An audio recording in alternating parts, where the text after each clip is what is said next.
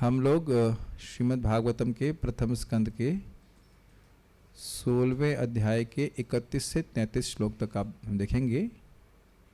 पिछले श्लोक में आप लोग सुनते आए हैं 26 से 30 में कि भगवान जो सभी दिव्य गुणों के आगार थे, अगर हैं, और लक्ष्मी जी के निवास स्थान हैं, वह चले गए हैं और कलयुग के द्वारा ये जगत दृष्ट है। कलयुग ने अपनी कुदृष्टि इस जगत पे लोगों पर डाल दी है। इस कारण से मैं शोक कर रही हूँ।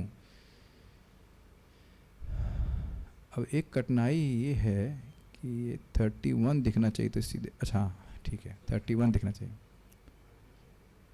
अन्य किसके लोगों के लिए वो शोक कर रही हैं, उसको यहाँ पे वो कह रही हैं। मेरे पीछे बोले official chanter is here. Yes, you are the official chanter. बोलिए माइक दीजिए प्रभु जी को। अब तक प्रभु जी को माइक में हाथ में नहीं देगा तो ठीक है। आत्मानं चानुशोचामि, आत्मानं चानुशोचामि, भवन्तं चामरोत्तमं, भवन्तं चामरोत्तमं, देवान् पितॄन् ऋषीन् साधु, देवान् पितॄन् ऋषीन् साधून्, सर्वान् वर्णास्तथाश्रमान्, सर्वान् वर्णास्तथाश्रमान्, आत्मानं चानुशोचामि, भवन्तं चामरोत्तमं, आत्मानं चानुशोचामि, भवन्तं चामरोत्तमं, देवान् पितॄन् ऋषीन् साधून्, सर्वान् वर्णास्तथाश्रमान्, देवान् पितॄन् ऋषीन् साधून्, सर्वान् वर्णास्तथाश्रमान्, आत्मानं चानुशोचामि, भवन्तं चामरोत्तमम्, आत्मानं चानुशोचामि, भवन्तं चामरोत्तमं, देवान् पितॄन् ऋषीन् साधून्, सर्वान् वर्णास्तथाश्रमान्, देवान् पितॄन् ऋषीन् साधून्, सर्वान् वर्णास्तथाश्रमान्। हे देवताओं में श्रेष्ठ, मैं अपने विषय में तथा आपके विषय में और उसी के साथ ही साथ सभी देवताओं, ऋषियों, पितृलोक के निवासियों, भगवत भक्तों तथा वर्णाश्रम धर्म के पालक सभी मनुष्यों के विषय में सोच रही हूँ। ये श्लोक कौन बोल रहा है? पृथ्वी देवी बोल रही है। किसको बोल रही हैं? धर्म को बोल रही हैं। अच्छा, मूर्तिमान धर्म कह लीजिए। अन्वय देखिए, हे अमरोत्तमम, अमरों में उत्तम। तो अब इसका अनुवाद हे देवताओं में श्रेष्ठ क्यों किया गया है? प्रश्न बन सकता है। देखिए, देवताओं को अमर कहा जाता है। वास्तविक रूप से देवता अमर है नहीं, लेकिन बहुत लंबी आयु होने के कारण उनको अमर कहा जाता है, इसलिए देवताओं में श्रेष्ठ कहा जा रहा है। क्यों? धर्म है, मूर्तिमान धर्म के रूप, धर्म ही है जो बैल के रूप में आए हैं, इसलिए उनको सारे देवताओं में सर्वश्रेष्ठ कहा जा रहा है। इसलिए कह रही है हे अमरोत्तमम। तो ये अमरोत्तमम शब्द किसके लिए है? धर्म के लिए। जी, अहम यहाँ पे आपको श्लोक में कहाँ दिख रहा है? कहीं नहीं दिख रहा है। अन्वय को पूरा करने के लिए शोचामी, मैं शोक कर रही हूँ, तो शोक कर रही हूँ को पूरा करने के लिए बोला मैं शोक कर रही हूँ। अहम सप्लाई किया गया। आत्मानम, स्वयं के विषय में, यानी पृथ्वी अपने बारे में सोच रही है कि कलयुग ने हमको, भगवान चले गए हैं और कलयुग पूरा पृथ्वी में व्याप्त हो गया, इसलिए अपने बारे में सोच रही हैं। भवंतम चा, और आपके विषय में, आपके विषय में अर्थात धर्म की ग्लानि के विषय में। धर्म के तीनों टांगे समाप्त हो चुकी हैं और एक वह है, उस पर भी प्रहार कर रहा है। वो एक टांग कौन सी है? सत्य।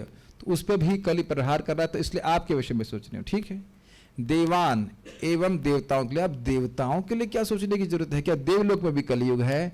नहीं, लेकिन कलयुग में आने की वजह से, कलयुग के प्रादुर्भाव हो जाने की वजह से देवताओं के लिए यज्ञ नहीं किया जाएगा। जैसे आपने गीता में सुना है ना, जब कोई व्यक्ति यज्ञ करता है तो देवता लोगों को मिलता है और देवता लोग फिर इस जगत के लोगों की आवश्यकताओं को पूर्ण करते हैं। पितृलोक के निवासियों के लिए समझ गए क्यों? उनको भी श्राद्ध नहीं दिया जाएगा, जल तक नहीं दिया जाएगा। यमुना जी में, आप वृंदावन में आइए, यमुना जी में, मथुरा माता में पढ़े होंगे आप, अभी आएंगे, आगे आ जाएगा। यमुना जी का जल ही अर्पित कर दीजिए तो वो पितरों को मिल जाता है। उतना भी नहीं करना चाहेगा कोई। हाँ पढ़ेंगे, बहुत मिलता है उनको, इतना भी नहीं करना चाहिए। अरे आपने सुना नहीं है, प्रथम स्कंद में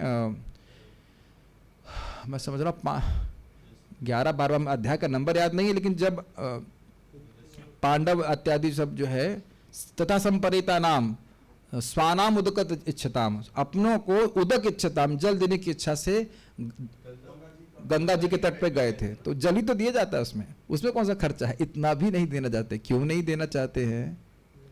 श्रद्धा नहीं है, सिंपल। ऐसी बातें बोलेंगे, अरे अगर यहाँ जल देने से वहाँ किसी को मिलता है तो भाई अब क्या क्या बोलते हैं, क्या क्या एग्जाम्पल देते हैं, ऐसा कुछ ट्रेन में ऐसे कुछ, हाँ यहीं से आप कुछ जल दे दीजिए, ट्रेन में खाना मिल जाएगा। लेकिन देखिए ऐसा होता है, यहाँ से आप बुकिंग कर देते हैं, ट्रेन में खाना मिल जाता है, मिलता है कि नहीं? व्यवस्था है कि नहीं ट्रेन की? तो आप ये लॉजिक नहीं लगा सकते कि यहाँ जल दे देंगे, यहाँ खाना दे देंगे तो कहीं ट्रेन में मिल जाएगा। जो आपकी व्यवस्था नहीं है, हमारी व्यवस्था नहीं, इसका अर्थ ये नहीं कि किसी की व्यवस्था नहीं है। देखा जाता है कि नहीं? तो इस प्रकार का भय अर्जुन ने भी प्रस्तुत किया था कि नहीं? क्या श्लोक है वो? लुप्त पिंडोदक क्रिया, पिंडक और उदक, पिंड और जल को अर्पण करने की क्रिया समाप्त हो जाएगी, तो इसलिए कह रहे हैं पितरों के लिए भी शोक कर रही हूँ, ऋषियों के लिए भी शोक कर रही हैं, साधुन और भक्तों के लिए। अब इसमें तो बड़ा ये दृष्ट है कि कैसे भक्तों को केवल इसीलिए प्रताड़ना दी जाती है क्योंकि वो भक्ति कर रहे हैं। Yes no? बहुत से लोग घर में ही माता पिता पिटाई कर देते हैं, कहते हैं क्यों भक्ति कर रहे हो। अभी हमको एक सुबह भक्त एक बोले, हमारे ग्रुप में भी कह रहे हैं कि उनकी ऑनलाइन क्लासेस के बीच में 15 मिनट का ब्रेक मिलता है, तो अगर वो कथा सुनने लगते हैं तो मम्मी गुस्सा हो जाती है, तुम लोग बहुत इस्कॉन सुन रहे हो, 15 मिनट के लिए सुन रहे हो तो इस्कॉन बहुत सुन रहे हो। और अगर वह कुछ यूट्यूब पे अंट संट देख लेगा तो वो तो ठीक है, लड़का है, शौकीन है, लेकिन 15 मिनट के लिए अगर हरी कथा सुन लेगा तो बहुत सुन रहे हो, बहुत गलत कर रहे हो, है कि नहीं? समय खराब कर रहे हो, अभी थोड़ा उम्र है तुम्हारी करने की, इत्यादि इत्यादि। ये तो हल्की फुल्की डांट है और बहुत बहुत परेशान करते हैं। विदेशों में तो डी प्रोग्रामिंग और क्या क्या करते थे, बहुत परेशानी करते थे। परम पूज्य कविचंद्र महाराज के पिताजी और माताजी को चिंता ये हुई कि वो जिंदा कैसे रहेगा, उसने मांस छोड़ दिया है। वो खुद ही बता रहे थे, कह रहे थे फिर हमको लेके गए, डॉक्टर को दिखाया, फिर डॉक्टर को भी चिंता हुई, कहता है शायद तुम जी जाओ। डॉक्टर को भी संदेह था कि शायद मांस नहीं खाने से वो जिएंगे नहीं। तो ये सब कठिनाई है। तो ऋषियों के लिए तो स्वभाव, ऋषि कहाँ दिखता है, कोई ऋषि तो दिखता ही नहीं है। और आजकल अब सारी जगह तो पॉल्यूशन भी कर दिया, यहाँ तक कि मानसरोवर लेक में भी, वो हिमालय की तरफ वहाँ पर जाके वहाँ भी पॉल्यूशन कर दिया लोगों ने। कहाँ बैठेगा व्यक्ति शांति से? तथा सर्वान वर्णाम तथा सभी वर्णों के लिए और आश्रमांचा और मानव समाज के 4 आश्रमों के लिए अनुशोचामी, मैं शोक कर रही हूँ। वर्ण मतलब कौन से वर्ण? ब्राह्मण, क्षत्रिय, वैश्य और शूद्र। और आश्रम मतलब ब्रह्मचारी, गृहस्थ, वानप्रस्थ और सन्यास। इनके लिए शोक करने की क्या जरूरत है? कोई नियम इसमें पालन नहीं होगा। इस समय देखा जाए तो ब्रह्मचारी आश्रम की व्यवस्था ही कहाँ है? हम लोग तो शुरू करते हैं जब खत्म करने का समय होता है। ज्वाइन कर रहे हैं 25-26 में, 25-26 में तो निकलने का समय होता है कि नहीं? प्राय हम सब लोग, है कि नहीं? पूरा सिस्टम गड़बड़ करके उसके बाद व्यक्ति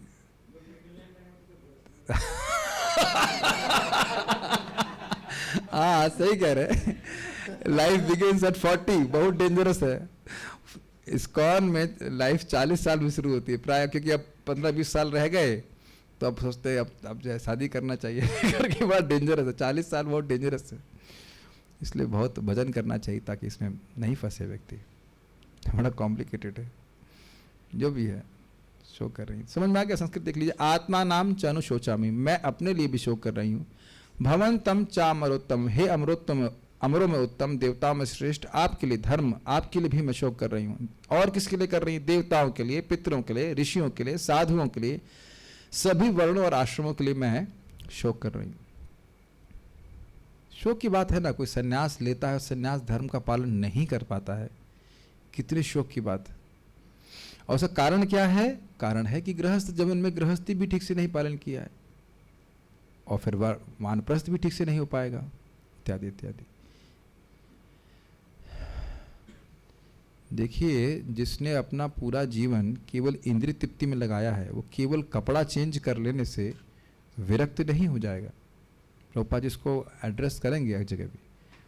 मैं फिर से इस बात पे आप लोगों को ध्यान आकृष्ट करना चाहता हूँ कि जो लोग इस जीवन में हम देख रहे हैं, जो लोग अपने जीवन में भक्ति कर रहे हैं, स्पेशली शादी के पहले, वो शादी के बाद क्या कहेंगे, बावरे नहीं हो जाते। अगले दिन भी उनको भगवान का भजन ही करना है। और जो इस प्रकार की ट्रेनिंग ज़रा से भी प्राप्त नहीं किए हैं, उन लोगों के लिए इस प्रकार का भक्ति में जीवन बिताना बहुत कठिन है। जनरली लोग क्या सोचते हैं, पूजा पाठ करना बस थोड़ा आरती बत्ती घुमा दी, मिनट 2 मिनट 10 मिनट आधा घंटा कर दिया बहुत। लेकिन पूरा जीवन आत्म साक्षात्कार की तरफ गियर्ड हो, इंग्लिश समझते हैं गियर्ड, गियर लगाते हैं ना, गियर लगा के आगे बढ़ते हैं उस तरफ, तो उसी तरह से केवल आत्म साक्षात्कार के लिए किसी भी आश्रम में व्यक्ति है वो रहे किसी भी आश्रम में, लेकिन उसका उद्देश्य आत्म साक्षात्कार हो, इस प्रकार की चेतना लोगों की नहीं रहती है प्राय। ये बात, ये दृष्ट है, इसमें कोई हमको मैं नहीं समझता कोई विरोध है। तात्पर्य, मानव जीवन को पूर्ण बनाने में मनुष्यों, देवताओं, इससे पहले हम आगे जाएं, ये बात विचार कीजिए, क्या हम नहीं देख रहे हैं कि समाज में लोगों की आत्म साक्षात्कार की बिल्कुल भी इच्छा नहीं है। अगर आप उनको बात करेंगे ना तो उन्हें ऐसा लगेगा सुनाई नहीं पड़ रहा है। समझने की तो बात छोड़ दी, सुनाई ही नहीं पड़ रहा है कि आप क्या बोल रहे हो। और शायद बहुत से लोगों ने तो ये शब्द सुना भी नहीं होगा, आत्म साक्षात्कार। आपके घर में किसी ने सुना है ये? आज आप एक बार फोन करना कि पिताजी आत्म साक्षात्कार के बारे में क्या सोचा है? कहते कौन सा साक्षात्कार? कोई इंटरव्यू देने जा रहे हो क्या? है कि नहीं? आत्म साक्षात्कार, किसी को कोई समस्या नहीं है कि वह अपने को नहीं जानता।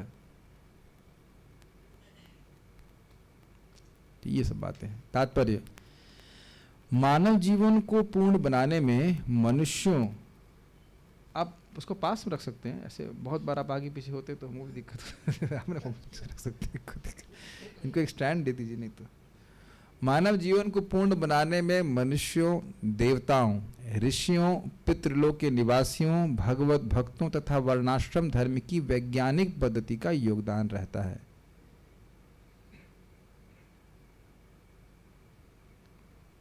इस लाइन को आप लोग कुछ देख पा रहे हैं जीवन में? क्या सरस्वती देवी का योगदान नहीं हम कुछ सही बुद्धि देने के लिए, हम भगवान के बारे में कुछ समझ सकें?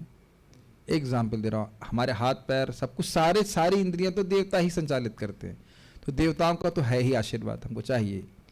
मनुष्यों की क्या जरूरत है? हमारे मानव जीवन को पूर्ण करने के लिए मनुष्यों की क्या जरूरत है?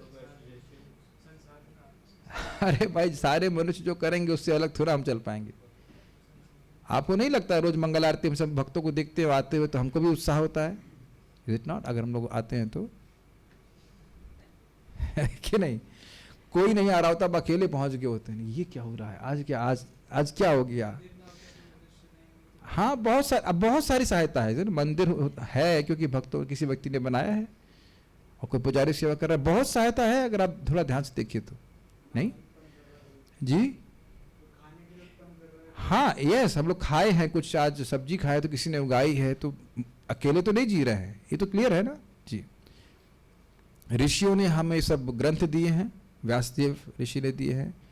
पितृलोक के निवासी कैसे करते हैं हमको नहीं पता। हाँ, जन्म हमको अपने पूर्वजों से मिला, यस।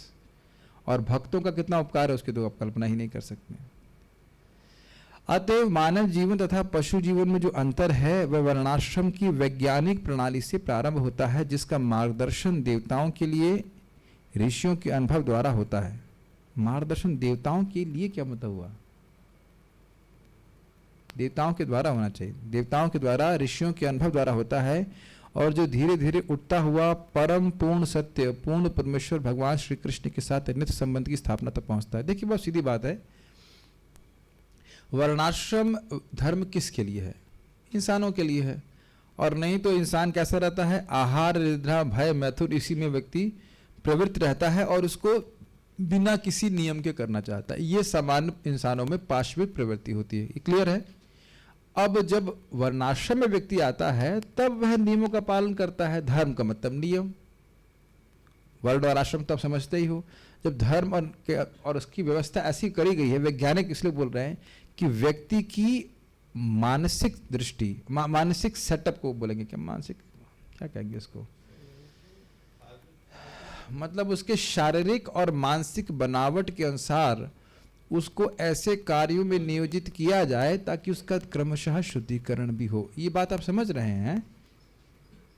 हर कोई व्यक्ति, अब हमारे मंदिर में देखिए, कोई व्यक्ति कुकिंग कर रहा है, कोई व्यक्ति मंदिर में ऑल तो सारी बातें भगवान की सेवा में डायरेक्ट हैं, लेकिन फिर भी आप देखेंगे कुछ मंदिर में बिजनेस का सेवा कर रहे हैं, कोई प्रचार की डायरेक्ट सेवा कर रहे हैं, कुछ लोग पुजारी की सेवा कर रहे हैं। Is it not? और जो एक व्यक्ति को करना अच्छा लगता है, दूसरे व्यक्ति से वो होता ही नहीं है। होने की बात छोड़ दीजिए, संकल्प भी नहीं उठता। और बुद्धिमान लीडर वही है जो लोगों को उनके गुण और कर्म के अनुसार नियोजित करे। Does that make sense? Make sense to you? ये वैज्ञानिक हुआ कि नहीं? और आज की आप देखिए पद्धति, हर व्यक्ति को इंजीनियर बनना है और डॉक्टर बनना है, इत्यादि इत्यादि। और अगर बहुत से लोग जो इंजीनियर बने हैं, अगर उनसे पूछ लिया जाए कि आप क्या वाकई इंजीनियर बनना चाहते थे, तो उत्तर होगा नहीं। Is it not? What do you think? क्या नाम है? Vipin Prabhu, did you really wanted to do mathematics, MSc in maths और समथिंग? नहीं, बहुत धीरे से बोल रहे हैं। नहीं, ऐसा नहीं, आप ही संग, मेरे संग भी ऐसा था। हमको कोई मैकेनिकल इंजीनियरिंग करने में रुचि नहीं थी, हमको इंजीनियरिंग में रुचि नहीं थी, हमको पैसे में रुचि थी। पहले पैसा मिलेगा तो सोच रहे थे IIT में चले जाएंगे, बड़ा अच्छा जॉब मिल जाएगा, ऐसे करके। आप सोचिए, पूरा जीवन व्यक्ति इस प्रकार से व्यर्थ कर सकता है ऐसे कार्य करने के लिए जिससे केवल पैसे मिलते हैं, उसको कोई जॉब सेटिस्फैक्शन भी नहीं मिलता। Does that make sense? इसीलिए आजकल पूरे समाज में लोग असंतुष्ट हैं, ये आप देख पा रहे हैं। और इस पे भी सोचिए, अगर मछली को कहें तुम तो 3rd ग्रेड की हो, जो हो ही नहीं किसी काम के लिए। क्यों काम की नहीं हो? तुम पेड़ पे नहीं चढ़ पाती हो। और बंदर कहे तुम तो यूजलेस हो, तो क्यों? तुम पानी में तैर नहीं पाते। मुझे पता नहीं तैर पाते हैं कि नहीं तैर पाते हैं, लेकिन एटलीस्ट अंदर तो नहीं तैर पाते। क्या ये बात सही है? क्या मछली और बंदर को कंपेयर करना चाहिए? तुलना की जाती, दोनों के अलग अलग गुण हैं। यही बात भगवान बता रहे हैं, गुण कर्म विभागशः। अब ये तो हो गया उनके कार्य करने की प्रणाली। अब इन सारे कार्यों को भगवान को समर्पित करने से क्या होता है? आत्म साक्षात्कार की ओर व्यक्ति आगे बढ़ता है, उसका चित्त शुद्ध होता है। ये बात बोले, समझ में आया वैज्ञानिक पद्धति? देखिए, आप लोग अगर प्रचार डायरेक्टली किसी को करें, काउंसिल करेंगे, तब समझ में आता है कि व्यक्ति कितना बंधा हुआ है अपने गुणों और कर्मों से। ऐसा नहीं कि वो एकदम तुरंत छोड़ करके बिल्कुल सब कुछ ऐसा कर लेगा। हमने एक बार परम पूज्य वृंदावन चंद्र महाराज को पूछा, हमने कहा इज दैट कि देवता भगवान, देवता लोग, क्या प्रश्न था मेरा? ऐसे कुछ प्रश्न था कि भगवान देवताओं को क्यों शुद्ध भक्त नहीं बना देते हैं, क्यों भगवान के धाम तुरंत क्यों नहीं भेज देते हैं? तो महाराज बड़ा सुंदर उत्तर दिए थे। कह रहे थे कि भाई, लोगों की रुचि भी तो है सेवा करने में। अब सभी लोग तो केवल भागवत नहीं पढ़ेंगे ना, केवल भागवत नहीं पढ़ेंगे, ऐसे नहीं, कथा सुन नहीं सकते, लेकिन केवल भागवत नहीं पढ़ेंगे। मंदिर में भी आप देखते हो सबकी अलग अलग सेवा की रुचि होती है कि नहीं? तो अब रुचि के अनुसार भगवान सेवा में लोगों को नियोजित कर देते हैं। और जब शुद्ध हो जाएंगे तो अपने पास बुला लेंगे। क्या कठिनाई है? बहुत सिंपल उत्तर है ना, बहुत अच्छा उत्तर है। This is extremely nice concept. और इसी को चेंज करने की वजह से समाज में सारी परेशानी हो रही है। आप मेरी बात समझ रहे हो? अपने वर्ण और आश्रम के अनुसार कोई ब्राह्मण है, कोई शूद्र है, कोई क्षत्रिय इत्यादि इस प्रकार से कार्य करे, लेकिन क्रमशः वे आध्यात्मिक प्रगति भी कर सके। ठीक है? महाराज इसको बहुत सुंदर तरह से समझा रहे थे। कह रहे थे देखो भाई, अगर अब ये बोल दिया जाए किसी को कि तुम न स्त्री हो, न पुरुष हो, न पति हो, न पत्नी हो, बस केवल आत्मा हो, तो कंफ्यूज हो जाएगा, हम करें क्या? कि नहीं, आत्मा करें क्या? बड़ी दिक्कत है। तो इसलिए जीव क्योंकि अविद्या में है, इसलिए झूठ का ही सहारा लेकर उसे बोला जाता है कि तुम पति हो, तुम स्त्री हो, तुम पत्नी हो, या तुम बच्चा हो, या जो ब्रह्मचारी हो, तुम ये सब करो, तुम्हारे ये धर्म है। क्या आत्मा ब्रह्मचारी है, या आत्मा गृहस्थ है, या वानप्रस्थ है, सन्यासी? इनमें से कुछ भी नहीं है, या पुरुष या स्त्री कुछ भी नहीं है। लेकिन क्योंकि अब वो मान रहा है और उसके लिए धारणा करना कि मैं शुद्ध आत्मा के रूप में क्या हूं, ये कठिन है, इसलिए ऐसे नियम बताए जाते हैं। उदाहरण महाराज दे रहे थे, बड़ा सुंदर उदाहरण दिए थे कि नदी पार करनी है, और नदी पार करना मुख्य उद्देश्य है, लेकिन जब तक हम नदी पार करना चाहते तो आपको नदी के बहाव के संग बहना पड़ेगा। एकदम क्लियर समझ में आ रहा है? तो उसी प्रकार से भाई हम आत्मा है, लेकिन अब आत्मा की अनुभूति तो है नहीं सीधे, तो कुछ शरीर के धर्म का भी पालन करना पड़ेगा आपको। लेकिन ये ना भूला जाए कि बहना मुख्य कार्य नहीं है, पार करना मुख्य कार्य है। समझ रहे हैं मेरी बात? जैसे एक जमाने में आप स्टूडेंट थे, इज इट नॉट? अभी आप पति भी हैं, पिता भी हैं, अलग अलग रोल है कि नहीं? लेकिन ये तो नहीं भूले कि भजन करना है भगवान का, इज इट नॉट? ये बात सिंपल। वर्णाश्रम विभागशः स्वानिष्ट तस्य धर्मस्य समसिद्धिर हरितोषणम। अपने धर्म का बढ़िया आचरण करने का लक्ष्य क्या है? हरि संतुष्ट हो जाए। अब भगवान कैसे संतुष्ट हो जाएंगे? तस्मात् एकेन मनसा भगवान सात्वताम पति श्रोतव्य कीर्तितव्यश्च ध्येया पूजश्च नित्यदा। समझ में आ रहा है? चाहे ब्रह्मचारी हो, चाहे गृहस्थ हो, सन्यासी हो, चाहे वानप्रस्थ, कोई भी है, उसके अपने अच्छे से धर्म पालन करने का उद्देश्य क्या है? भगवान हरि संतुष्ट हो जाएं। ये क्लियर समझ में आया? और ये संतुष्ट कैसे होंगे? श्रवण कीर्तन स्मरण पूजन हरि का करने से। तो अब आप समझ पा रहे हो, किसी भी वर्ण और आश्रम में आप किसी भी समय या देश में हैं, आपका उद्देश्य, हमारा उद्देश्य क्या होना चाहिए कि हम किस प्रकार से भगवान का श्रवण कर सकें, उनका गुणगान कर सकें, उनका स्मरण कर सकें, उनका पूजन कर सकें। ये बात अगर हमने भूल गए तो वर्णाश्रम जिस भी आश्रम में है उसकी स्थिति ऐसे हो जाएगी जैसे कि शरीर से प्राण निकाल लीजिए। अब वो कितना भी सुंदर शरीर हो, उसकी कोई वैल्यू नहीं है। समझ में आ रहा है? एक हो गया ढांचा, से कहते हैं फ्रेमवर्क, और दूसरा हो गया एसेंस। तो एसेंस है श्रवणम कीर्तनम विष्णु। अब उसको कहां, किस आश्रम में रहकर आपको करना अच्छा लगता है, वो आप चुनाव कर लीजिए। समझ रहे हैं? जो लोग ब्रह्मचारी बाबा जी मटेरियल हैं, क्या शादी करना है, क्या झंझट करना है कि नहीं? और जो बाबा जी नहीं मटेरियल है, गृहस्थ मटेरियल, कहेंगे भाई शादी के बिना कैसे रह सकते हैं? लेकिन दोनों ही लोग भगवान की भक्ति करें। समझ पा रहे हैं इस बात को? जब ईश्वरकृत वर्णाश्रम धर्म जो पशु चेतना का मानव चेतना में और मानव चेतना का ईश्वरी चेतना में विकास के निमित्त होता है, मूर्खों की प्रगति के द्वारा छिन्न कर दिया जाता है, जिससे शांतिपूर्ण प्रगतिशील जीवन का सारा ढांचा चरमरा जाता है। ये थोड़ा समझने का प्रयास कीजिए। वर्णाश्रम धर्म किस लिए है? जो जीव एकदम पशुविक प्रवृत्ति में ही रहना चाहता है, उसको मानव जीवन पे लेके आए, धर्म का पालन करने लगे। अब मानव जीवन से उठ करके ईश्वरी चेतना में कैसे होगा? मैं भगवान का सेवक हूं, मुझे भगवान की सेवा करनी है, भक्ति करेगा। 3 जोन दिखाई पड़ रहे हैं, पशु जोन, मानव जोन, जब वह नियमों का पालन करने लगा, और उसके बाद भक्ति जोन, जहां पे वह भक्ति के नियमों का पालन कर रहा। ये बात है। अब आप ये देखिए, प्रभुपाद कह रहे हैं मूर्खों की प्रगति। इंग्लिश में शब्द प्रभुपाद बड़ा अच्छा लिखे थे। क्या प्रभुपाद इसमें लिखे हैं? बहुत अच्छा शब्द है। जितनी भी प्रगति इस समय समाज में आप देख रहे हैं, जिसका हल्ला हो रहा है, कहीं पे भी किसी भी जगह ये बात हो रही है कि इंसान और जानवर में अंतर क्या है। अब आप देख लीजिए, बड़े बड़े अगर मान लीजिए मिसाइल बन रहे हैं, तो कौन सी दिशा में प्रगति हो रही, बता सकते हैं?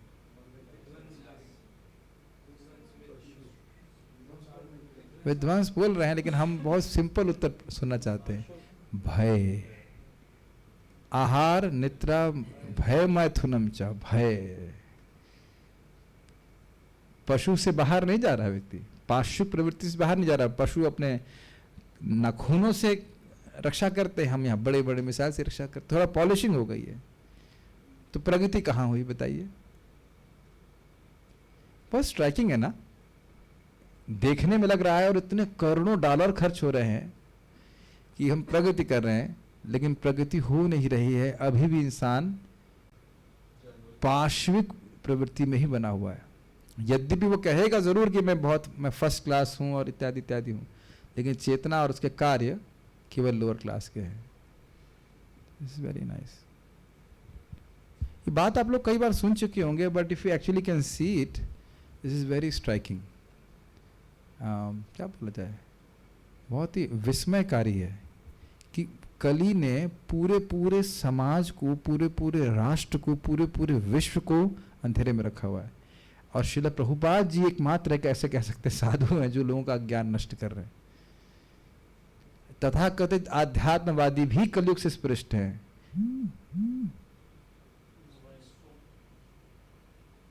किसका मोबाइल बज रहा है? मैं मोबाइल तो लेके आया नहीं था। एनीवेज, ठीक है, ये भी कलयुग का कुछ प्रभाव तो नहीं, ढूंढ ढूंढ करके क्यों आ रहा है? कह रहे इतनी निंदा करते हो मेरी, तो आए क्लास में हम। ठीक है, कभी आपने सोचा है कि हमारे भारत की जो सर्वश्रेष्ठ ब्रेन है, आईआईटी कानपुर कह लीजिए, आईआईटी बॉम्बे, जो भी छठा हुआ ब्रेन आता है कि नहीं उसमें, समझते एकदम, उनमें से शायद ही किसी को पता होगा कि इंसान के जीवन का लक्ष्य क्या है। बहुत तेज लड़के आते हैं, आप कल्पना नहीं कर सकते, बहुत तेज लड़के आते हैं, सुपर तेज, ब्रिलियंट। हम तो वहां पे रह के देख के आए हैं, लेकिन एक भी व्यक्ति इसमें रुचि नहीं रख रहा है कि मानव जीवन का लक्ष्य क्या है। This amazing. कलयुग में विषधर सर्प का पहला आक्रमण ईश्वरकृत वर्णाश्रम धर्म पर होता है। ध्यान देने वाली बात है कि भगवान ने बनाया है, इसके लिए इसको नष्ट नहीं किया जा सकता, विकृत जरूर किया जा सकता है, क्योंकि हर समाज में अभी भी बुद्धिमान लोग हैं, अभी भी वर्कर्स हैं, अभी भी वैश्य हैं। ऐसा नहीं कि वैश्य समाप्त हो गए, समाप्त कर सकते हैं वैश्य को, कभी नहीं कर सकते, और अभी भी क्षत्रिय वर्ग है, बस उसको भगवान से कनेक्ट नहीं किया गया है। आप ऐसा कोई देश देख रहे हैं जहां केवल ब्राह्मण हो, या केवल शूद्र हो, या केवल वैश्य हो? ऐसा संभव है? बताइए, असंभव है, हो ही नहीं सकता इस प्रकार से। ईश्वरकृत है। फलस्वरूप योग्य ब्राह्मण शूद्र कहलाने लगता है, और शुद्ध की योग्यता वाला ब्राह्मण बन जाता है। तो बड़ा स्पष्ट है। पहले महाराज कहते थे कि ब्राह्मणों के हाथ में श्रुति वेद रहता था, अब हाथ में सुरती रहती है, उन्होंने खा करके उसके बाद यज्ञ कर रहे हैं। और कितनी हास्यास्पद बात है कि लोग सोच रहे हैं कि ऐसे ब्राह्मण के द्वारा की गई शादी टिकेगा या वो अच्छा होगा इत्यादि, 7 जन्म तक वो पता नहीं, संदेह है। How is it possible? सोचिए कहीं, अरे हाँ क्या बोला जाए, जन्मे जी महाराज यज्ञ कर रहे हैं, कितने बड़े बड़े यज्ञ हो रहे हैं, उसमें वो सुरती खा करके तुरंत भगा दिया था, बाहर कर दिया जाता उस व्यक्ति को। यह सब जन्म के झूठे अधिकार से होता है। जन्म के दावे से ब्राह्मण बनना प्रामाणिक नहीं है, भले ही इससे किसी एक शर्त की पूर्ति होती हो। एक शर्त मतलब एक कंडीशन कि हाँ भाई ठीक है, तुम ब्राह्मण के घर में पैदा हुए। जैसे कोई जज के यहाँ पैदा हुए तो कहे मैं जज इसलिए हूं क्योंकि मेरे पिताजी जज हैं। अब ये हास्यास्पद बात होगी कि नहीं? है कि नहीं? या कोई कहे कि मेरे मित्र डेटा एनालिसिस्ट हैं इसलिए मैं भी डेटा एनालिसिस बन जाऊं क्योंकि मैं मित्र हूं। ऐसा हो सकता है क्या? ऐसा हो सकता है? नहीं ना। ब्राह्मण की असली योग्यता तो मन तथा इंद्रियों को वश में करना, शम और दम तथा धैर्य, सरलता, स्वच्छता, ज्ञान, सत्य, भक्ति तथा वैदिक वांग्मय के प्रति श्रद्धा करना इत्यादि है। तो इन्हीं के प्रति पृथ्वी माता शोक कर रही थी। क्या स्थिति है? अब मन का संयम तो चलिए छोड़िए, तो टीवी देख रहे हैं लोग आजकल, लेकिन इंद्रियों का संयम भी कहां दृष्ट है बताइए। बड़े आराम से लोग चाय पीते हैं, लगता है कि यही चरणामृत है। एकदम हम लोग गांव में गए थे प्रचार करने के लिए, जाते हैं कई बार, ऐसे व्यक्ति को रखा है जैसे कुछ जानकार नहीं। और शालिग्राम है वहां पे, 4 शालिग्राम, जिनको अब क्या बोला जाए। सुबह लेके आएंगे चाय, ऐसे अपना चाय बनाएगा कैसे करके, चाय का से छींटा लगाता है, छिट छिट, 40 ग्राम को चाय का अभिषेक हो रहा है। हद हो गई। कोई किसी को कोई दिक्कत नहीं, बाबा सेवा कर रहे हैं, बाबा सेवा कर रहे हैं। This is pathetic, is it not? कल्पना नहीं किया जा सकता है, बताइए, कल्पना नहीं किया जा सकता है। हाँ, अपने एक ग्लास से वो कर दे रहे हैं, बताइए। This is lowest of the low. Shaligram की सेवा तो हाईएस्ट स्टैंडर्ड मांगती है। पता नहीं भगवान कैसे स्वीकार कर रहे हैं, तो समझ में नहीं आ रहा। सरलता, धैर्य, स्वच्छता, ज्ञान, हम तो कितनी बार इस बात को बोल रहे हैं। हमारे जीवन में कौन इस्कॉन डिवोटीज के अलावा ऐसा कौन है जिसने हमको आकर कभी बताया हो कि इंसान के जीवन का लाभ क्या? हम तो मैं बहुत खुश होता हूँ कि यहाँ पे जब हमारे ग्रुप में भी बहुत से भक्तों को देखता हूँ जो काफ़ी युवा हैं, बस 10वीं 12वीं में हैं, तो कम से कम अब जो भी आगे इंजीनियरिंग करें, कुछ भी करें, हमें आपत्ति नहीं है, लेकिन उनके जीवन में कृष्ण भावना मिल गई। हमें तो लाइक 12th के बाद 2 साल 2021 साल मालूम चला था कि हरे कृष्ण मंदिर कुछ ऐसा चीज़ होती है, या इंसान मैं शरीर नहीं हूँ, ये बात भी मुझको पता भी नहीं चली, कभी कान में भी नहीं आई थी। यद्यपि मेरा कुछ रुझान था आत्म साक्षात्कार के प्रति, वो मैं योगा की पुस्तक पढ़ता था, जो ना कुंडली जागरण और ये सब पढ़ते थे ऐसे, मुझे अच्छा पता नहीं क्यों ऐसे रुचि थी, लेकिन कोई बता नहीं रहा। किसी किताब में लिखा नहीं कि आप आत्मा है और भगवान के दास हैं, बहुत नालायक हैं लोग, एक बात नहीं बताते हैं। It is rare, rarest of the rare. Prabhupada के ग्रंथ के अलावा कहीं एकदम क्लियर नहीं समझ में आता कि आप कौन हैं। क्लियर समझ में आता तो मुझे लगता है हाँ तो बहुत ईजी बात है लेकिन ईजी नहीं है, मिलता ही नहीं कहीं और। और एक और बात है, देखिए, जब तक स्वयं जीवन में स्वच्छ आचरण नहीं है, कैसे व्यक्ति बताइए दूसरों को बता सकता है। हम तो अपने जीवन में स्वयं देख रहे हैं, बहुत स्वच्छता का विचार रहता है। अब जिसमें सो गए हैं तो उसको टच नहीं करना है, ये कपड़ा उसमें नहीं रखना है। बहुत बार कोई कपड़ा ला करके हमारे बेड पे रख देता, हमने कह रहे भगवान अब ये हो गया, सारे कपड़े बैड हो गए आप इसको नहीं पहन सकते हैं गायत्री के लिए, ये वो। अब सभी लोगों में आ ही रहा होगा इस प्रकार का विचार, ये नहीं कि उठे बस अब ब्रश भी नहीं किया खाना पहुँच गए, है कि नहीं? ऐसा तो आप कल्पना भी नहीं कर सकते, नहीं कि उठे ब्रश भी नहीं किया, उससे फ्रेश होकर के आ गए और चले गए अपने। कभी कभी तो मैं सोचता हूँ हम लोग मंगल आरती जाते हैं तो सारे लोग तो शुद्धता का विचार नहीं रख रहे होंगे, इज इट नॉट? एक बार मैं मंगल आरती में खड़ा था, देखा महक कैसी आ रही है, फेमिलियर महक थी, मतलब कुछ देखा बगल में कोई व्यक्ति खड़ा हो शराब पी के आया हुआ था देखा भाई वाह तो क्या हद है, नहीं ना? कलयुग में सस्ती रहती, पता नहीं कैसे सिक्योरिटी से बच के आ गया, लेकिन जो भी है, नो कॉन्शियसनेस। नहा के तो नहीं आते हो, हमें लग रहा है कि सब लोग मंगल आरती में नहा के आते हो, तो हमको असंभव से लगता है। कार्य आधुनिक युग में आवश्यक योग्यता पर विचार नहीं किया जाता। अच्छा, कितने आश्चर्य की बात है कि मान लो IAS ऑफिसर किसी को बनाना है तो कितने टेस्ट लगा रखे हैं, प्री मेंस ये। अब कोई ब्राह्मण शादी कराने आ रहा है, जस्ट फॉर एग्जाम्पल, तो पूछो तुमने कोई प्री मेंस दिया है? बस जन्म ले लिया हमने तो इसलिए ब्राह्मण बन गए। आधुनिक युग में आवश्यक योग्यता पर विचार नहीं किया जाता। यहाँ तक कि रामचरितमानस के अत्यंत लोकप्रिय रचयिता द्वारा भी झूठे जन्म अधिकार को समर्थन दिया जाता है। अब हमको पता नहीं इसके बारे में, अगर वो कहीं कुछ लिखा होगा तो प्रभुपाद बोल रहे हैं तो कुछ सत्य ही होगा, हमको नहीं पता इसके बारे में। हमने रामचरितमानस पढ़ी नहीं है, उसमें क्या लिखे हैं वो, उसमें हम कोई कमेंट नहीं करना चाहते हैं और ना ही उसके ऊपर मैं कुछ टिप्पणी करना चाहता। लेकिन ये सिद्धांत ये है सिंपल सा कि केवल जन्म से व्यक्ति ब्राह्मण नहीं हो जाता है, उससे गुण अर्जित करने होते हैं। यह सब कलयुग का प्रभाव है। इसीलिए अतएव गोरूपी पृथ्वी माता दयनीय दशा पर शोक व्यक्त कर रही थी। अब जरा विचार कीजिए कि मान लीजिए कोई व्यक्ति है और वो ऐसे डॉक्टर के पास जाता है जिसे कुछ भी जानकारी नहीं है और इस विश्वास के संग कि वो ठीक हो जाएगा। अब उसकी व्यक्ति की स्थिति दयनीय है कि नहीं है? और आप सोचोगे नहीं, हाय भगवान क्या हो रहा है? तो डॉक्टरों की योग्यता होती है कि नहीं? MBBS और क्या क्या FRCS क्या क्या करते हैं। लेकिन जो संसार का सबसे प्रमुख व्यक्ति है ब्राह्मण वर्ग, उसकी योग्यता के बारे में कोई व्यक्ति नहीं सोचना चाहता। कोई मानदंड भी तो नहीं है। हमारे ही भक्त हैं, हमारे भक्त इस्कॉन के डिवोटी हैं और ब्राह्मण परिवार में जन्म लिए हैं और उनके पिताजी वैश्य का कार्य करते थे। तो उन्हें पिताजी से पूछा, पिताजी हम लोग तो ब्राह्मण हैं, ये वैश्य का कार्य क्यों कर रहे हैं? तो पिताजी को उसका उत्तर ही नहीं था, बस इतना ही बोले कि और क्या करें। कितना कठिन है ना।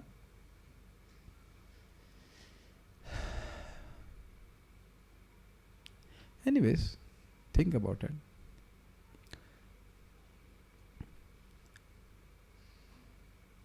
उसके बाद अब 32 और 33 श्लोक में वो कह रहे, वो 32 श्लोक से आगे वह इस प्रकार से वर्णन करेंगे कि उन भगवान का विरह सहन करना बहुत ही कठिन है। तो कठिन क्यों है उसको वर्णन करेंगे। बहुत अच्छे श्लोक है, बहुत सुंदर श्लोक है और बहुत ध्यान से सुनिएगा। डिस्ट्रैक्टेड वे में मोबाइल चेक करते हुए अगर आप देखेंगे तो हम आपको डांट लगाने में कोई नहीं सम रखते, और इस बार हम नाम लेके डांटेंगे। और हमको इतना क्रोध आता है, अगर यहाँ मैं को बता रहा हूँ, आप आओ मत क्लास में चलेगा, लेकिन अगर आप इस टाइम डिस्ट्रैक्टेड होकर मैं पूछ लूँगा ना अपांग मोक्ष का अर्थ क्या और नहीं बता पाए, तो मैं नाम लेकर डांटूंगा और रिकॉर्ड करेंगे, जो अनंत काल तक जितने लोग सुनेंगे इस बात को डांट पड़ेगी। Don't come to class if you want to be distracted. चाहे एक व्यक्ति पांडे जी बैठे रहेंगे, हम क्लास दे देंगे, but come to the class with full focus. हम इतनी मेहनत करके यहाँ पे हम ध्यान दे करके बुलाते हैं, यहाँ पे अब टाइम पास करने के लिए मत आइए। हम अपराध नहीं करना चाहते, लेकिन मेरा मूड एकदम खराब हो जाता है। अभी मैं बिल्कुल बोलने वाला था, क्या बोलूंगा, अपांग मोक्ष पे एक व्यक्ति डिस्टर्ब करते हैं, इधर देख रहे हैं, तो वही देखो जाओ, क्यों फिर आए क्लास में, बताओ पैसे मिल रहे हैं क्या? दिस जस्ट कंप्लीटली डिस्टर्ब्स मी। मत आइए क्लास में, कोई भी मत आओ क्लास में, चलेगा, लेकिन अगर आप आ रहे हैं तो फुल अटेंशन के संग क्लास में आइए। ये अपमान है कथा में। ये कोई ऐसा नहीं कि हम नहीं आएंगे तो आश्रम से निकाल दूंगा, आश्रम से निकले तो पहले ही समय, इज इट नॉट? तो यहाँ पे वो बोल रही हैं, क्या बोल रही हैं प्रेम कृष्ण प्रभु, क्या श्लोक बोल रही हैं, बताओ क्यों बोल रही हैं श्लोक, क्या बताया अभी मैंने? दो माइक इनको, क्या बोल रही है श्लोक का लिंक क्या है? नहीं सुने ना? एक क्षण भी आप ध्यान नहीं देंगे, सुने गायब हो जाएगा। उन भगवान का विरह सहन करना अत्यंत कठिन है, श्रीधर स्वामी कहते हैं, इसलिए 4 श्लोक बोल रही हैं। ठीक है, मेरे पीछे बोलिए। ब्रह्मादयो बहुतिथम यदपांग मोक्ष, ब्रह्मादयो बहुतिथं यदपांग मोक्ष, कामास्तपः समचरन् भगवत् प्रपन्नः, कामास्तपः समचरन् भगवत् प्रपन्नाः, श्री स्ववासमरविन्दवनं विहाय, श्री स्ववासमरविन्दवनं विहाय, पाद सौभगमलं भजते नुरक्ता, पादसौभगमलं भजते नुरक्ता। इसको खूब गाएंगे, बहुत अच्छा श्लोक है। तस्याहमब्जकुलिशाङ्कुशकेतुकेतैः, तस्याहमब्जकुशिलाङ्कुशकेतुकेतैः, तस्याहमब्जकुलिशाङ्कुशकेतुकेतैः, तस्याहमब्जकुलिशाङ्कुशकेतुकेतैः, श्रीमत्पदैर्भगवतः समलङ्कृताङ्गी, श्रीमत्पदैर्भगवतः समलङ्कृताङ्गी, त्रीनत्यरोच उपलभ्य ततो विभूतिम्, त्रीनत्योचोपलभ्य ततो विभूतिम्, लोकान् समां व्यसृजुत् उत्स्मयतीं तदन्ते, लोकान् समां व्यसृजत् स्मयतिं तदन्ते, लोकान् समां व्युसृजत् उत्स्मयतीं तदन्ते, लोकान् समां व्यसृजत् स्मृतिं तदन्ते, उत्स्मयतीं तदन्ते, उत्स्मयतीं उत्स्मयतीं इज गर्विली, लोकान् समां व्यसृजत् उत्स्मयतीं तदन्ते, लोकान् समां व्यसृजत् उत्स्मयतिं तदन्ते। ठीक नहीं आ रहा है कुछ? लोकान् समां व्यसृजत् स्मयतीं तदन्ते ही आ रहा है। लोकान् समां व्यसृजुत् स्मयतीं तदन्ते, लोकान् समां व्यसृजत् उत्स्मयतिं तदन्ते, लोकान् समां व्यसृजुत् स्मयतीं तदन्ते, लोकान् समां व्यसृजदुत्स्मयतिं यस वेरी गुड, तदन्ते, लोकान् समां व्यसृजुत् स्मयतीं तदन्ते, लोकान् समां व्यसृजुत्स्मयतिं तदन्ते, ब्रह्मादयो बहुतितं यदपांग मोक्ष, ब्रह्मादयो बहुतिथं यदपाङ्गमोक्ष, कामास्तपः समचरन् भगवत् प्रपन्नः, कामास्तपः समचरन् भगवत् प्रपन्नाः, सा श्री स्ववासमरविन्दवनं विहाय, सा श्रीः स्ववासमरविन्दवनं विहाय, पादसौभगमलं भजते नुरक्ता, यत्पादसौभगमलं भजते नुरक्ता,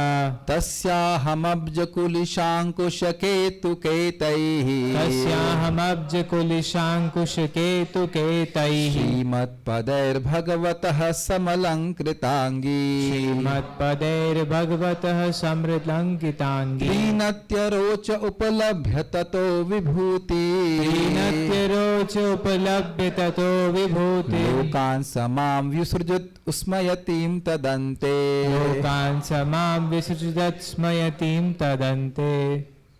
बहुत सुंदर श्लोक है, बहुत ध्यान से सुनिएगा, बहुत अच्छा श्लोक है। सौभाग्य की देवी लक्ष्मी जी जिनकी कृपा कटाक्ष के लिए ब्रह्मा जैसे देवता तरसा करते थे, किनकी कृपा कटाक्ष के लिए? लक्ष्मी जी। इसीलिए मैंने बोला था ध्यान से सुनना होगा। लक्ष्मी जी की कृपा कटाक्ष के लिए ब्रह्मा जैसे देवता तरसा करते थे और जिनके लिए वे अनेक दिनों तक भगवान के शरणागत होते थे। ये बड़ा अद्भुत बात है, कितना अजीब सी बात है ना। शरणागत किसके हो रहे हैं? भगवान के मुझे पता था गलती करेंगे।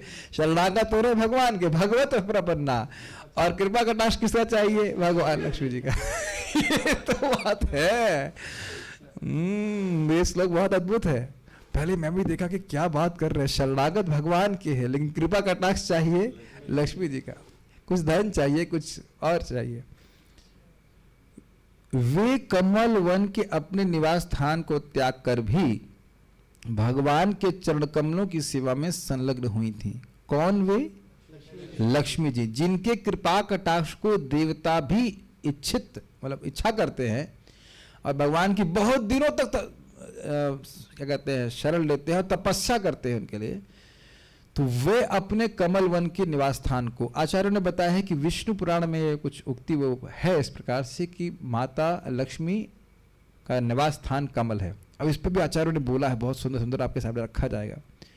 वे भगवान के चरण कमलों की ध्यान दे रहे हैं, अपने निवास स्थान कमल वन और उसको त्याग कर कृष्ण के चरण कमल। कमल दोनों जगह हैं। एक कमल को छोड़ करके दूसरे कमल का आश्रय ले रही हैं। कुछ समझ में आया?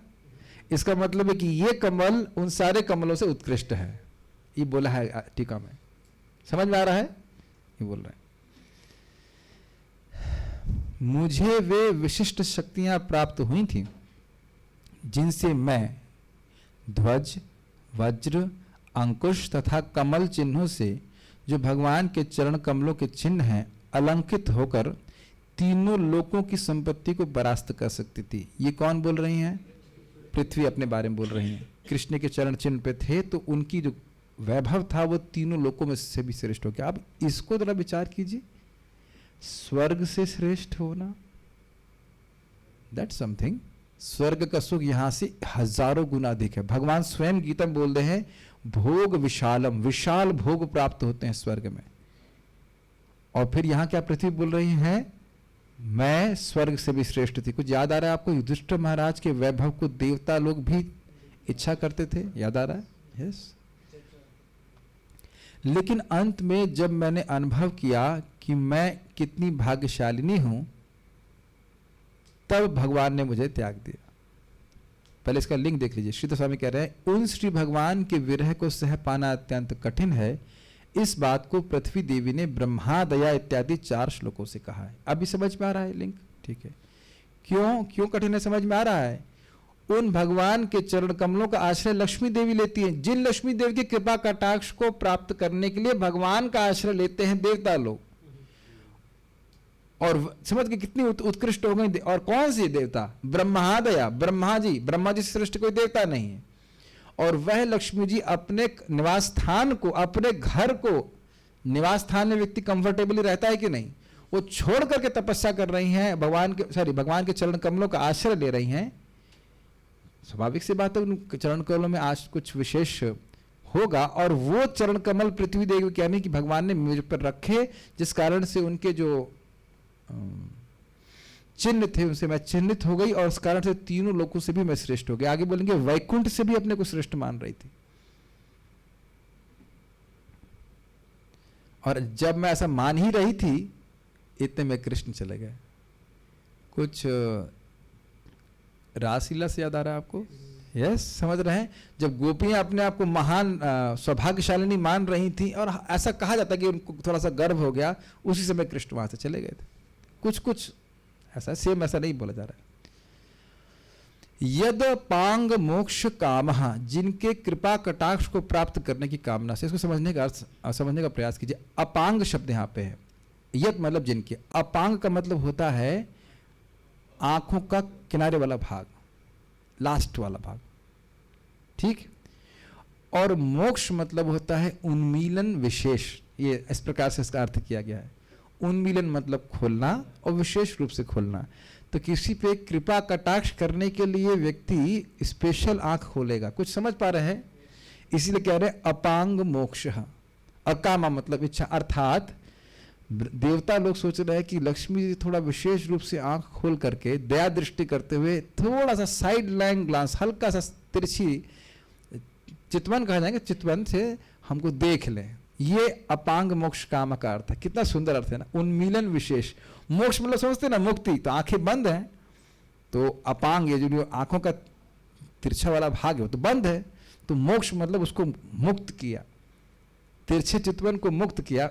मुक्त करें मतलब आंखें खोलें, विशेष रूप से उन्मीलन विशेष, हमको बड़ा शब्द अच्छा लगा। तो वो आंखों को खोलें और अपनी कृपा दृष्टि को मुक्त करके हम पर प्रेक्षित करें, इस प्रकार की इच्छा रखते हैं। कितना अद्भुत है ना एक एक शब्द का अर्थ। जिनकी कृपा कटाक्ष को प्राप्त करने की कामना से भगवत प्रपन्ना, श्री भगवान के शरणागत, ब्रह्मादया, ब्रह्मा आदि देवतागण, मतलब ब्रह्मा जी बोल दिया तो अब उसके बाद कौन सा देवता रह गया? ब्रह्मा जी से श्रेष्ठ तो कोई देवता है नहीं, ये बोल रहे। बहुतिथम, तिथि का अर्थ क्या समझते हैं आप? समय, परफेक्ट। बहुतिथम बहुत समय, क्लियर, समझ में आ गया। देखिए हिंदी के कुछ शब्द हैं जिनको आप जानते हैं, संस्कृत में पकड़ेंगे तो संस्कृत समझ में आ जाएगी। बहुतिथम मतलब बहुत समय तक। तपः समचरन, तपस्या सम्यक रूप से आचरित किए। देखिए दो बातें यहां पे ध्यान देने वाली। एक कि लंबा समय, लंबा समय लेकिन ढीला भजन फलीभूत नहीं होगा। अच्छा भजन और थोड़ा समय फलीभूत नहीं होगा। लंबा समय, अच्छा भजन, तो मतलब कुछ विशेष है ना लक्ष्मी जी की कृपा प्राप्त करना। और किसके द्वारा? ब्रह्मा आदि देवताओं द्वारा। तो आप समझ सकते हैं कि लक्ष्मी जी की कितनी अधिक विशेषता बताई जा रही है। क्या आप इस बात को समझ पा रहे हैं? भगवान के शरणागत हैं देवता, भगवान के भक्त हैं, और लक्ष्मी जी की कृपा दृष्टि प्राप्त करने के लिए बहुत लंबे समय तक और सम्यक रूप से आचरण करने वाला तप को संपादित किए हैं। तो सोचिए लक्ष्मी जी कितनी उत्कृष्ट हैं, ये कहने का अर्थ है। और वह भी क्या प्राप्त करने के लिए? केवल एक तिरछी चितवन, बस एक ग्लास मिल जाए, इतनी उत्कृष्ट है लक्ष्मी जी। हम लोग तो धारणा भी नहीं कर पा रहे थे। सा अर्थात वे, श्री लक्ष्मी देवी, स्ववासम अरविंद वनम, बड़ा स्पष्ट है, अपने वासस्थान कमल के वन को, अरविंद वनम समझ रहे हैं? अरविंद का मतलब होता है कमल। विहाया त्याग कर, अलम, अलम का मतलब होता है पर्याप्त, अलम मतलब होता है बहुत अधिक, ये भी अर्थ हो सकता है। इसलिए कह रहे हैं निसंकोच भाव से, कोई कोई संकोच नहीं कर रहे। कितना सुंदर अर्थ प्रपाद पर रखे, कोई संकोच नहीं कर रहे हैं। अनुरक्ता सती, अनुरक्त आसक्त होकर यतपाद स्वभगम, जिन श्री भगवान के चरण कमल के सौंदर्य का भजते सेवन करती हैं। कुछ समझ पा रहे हैं? लक्ष्मी जी, भाई ये संकोच हो सकता है कि इतने बड़े बड़े देवता मेरी कृपा कटाक्ष को प्राप्त करने के लिए कितना तपस्या करते हैं, मैं सेवा करूंगी, ये भावना नहीं है। समझ में आया? नहीं समझ में आ रहा है? कोई व्यक्ति बहुत बड़ा है, उसको बोलो मंदिर की आप सफाई करो, हम सफाई करेंगे। आपको याद आ रहा हो परम पूज्य वृंदावन चंद्र महाराज समझा रहे थे कि एक बार बरसाना गए थे या कोई मिले थे, मुझे याद नहीं आ रहा कौन, शायद वहाँ महाराज गए हुए थे और कोई, नहीं महाराज वहाँ पे शायद रह रहे थे तब, मुझे पता नहीं, डिटेल्स भूल रहा हूँ, और कोई मिनिस्टर आए थे, याद आ रहा है कुछ? तो महाराज बोले इधर बैठ जाइए, ये बरसाना की किसी जमीन पे ऐसे करके। तो अब उनको बैठने बहुत संकोच हो रहा था, केवल बैठने में संकोच हो रहा था। अपना कुर्ता उर्ता देख रहे थे, देखेंगे मिनिस्टर लोग बहुत प्रेस वेस करके फर्स्ट क्लास चक चक कपड़ा पहनते हैं, तो उनको बैठने में कठिनाई हो रही थी। अब मिनिस्टर कहाँ और ब्रह्मा जी कहाँ, पहले तो समझ लीजिए क्या मिनिस्टर ब्रह्मा जी क्या किया, और ब्रह्मा जी यहाँ लिखा हुआ है, ब्रह्मा जी लक्ष्मी जी की कृपा कटाक्ष को करके बहुत तपस्या करते हैं। तो अब बताइए लक्ष्मी जी को एक मीनियल सेवा करने में संकोच नहीं होगा? मीनियल मतलब एक तुच्छ सेवा करने में संकोच नहीं होगा? बताइए। तो कह रहे नहीं, यत पाद सौभगम, भगवान श्री कृष्ण के चरण कमल इतने सुंदर हैं कि अब उनके प्रति अत्यधिक अनुरक्त होकर के वह सब कुछ भूल करके, कि अलम का मतलब है निसंकोच भाव से कि हम इतनी बड़ी हैं, ऐसा कुछ नहीं है, बिल्कुल निसंकोच भाव से वे कृष्ण का भजन करते हैं। ऐसे कृष्ण का विरह हम कैसे सहन कर सकते हैं? अगर आप विचार कीजिए तो सारा ध्यान भगवान श्री कृष्ण के चरण कमल पे है। ये आप देख पा रहे हैं कि लक्ष्मी जी बिना किसी संकोच भाव के भगवान के चरण कमलों की सेवा करती हैं, और यही चरण कमल हमारे ऊपर थे।